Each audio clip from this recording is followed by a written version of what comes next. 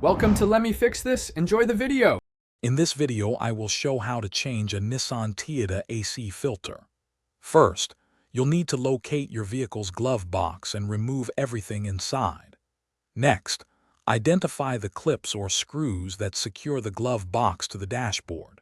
Make sure you have your new AC filter ready, along with any basic tools like a screwdriver, to begin the process smoothly.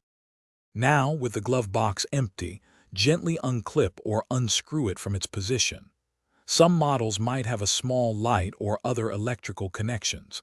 Carefully disconnect these if present. Once the glove box is fully removed, you will see the AC filter housing, typically a rectangular plastic cover, directly behind where the glove box was. With the housing exposed, unclip the cover to reveal the old AC filter. Before pulling it out, pay close attention to the airflow direction arrow printed on the old filter. This is crucial for proper installation. Carefully slide the old filter out, then insert your new filter, ensuring the airflow arrow points in the same direction as the one you just removed. Once the new filter is in place, snap the housing cover back on firmly. Reconnect any electrical wires you detached from the glove box, then carefully reattach the glove box to its mounting points. Give it a gentle push to ensure it's secure.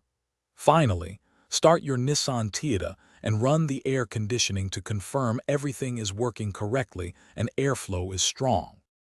Thanks for watching. If you found this helpful, don't forget to like and subscribe.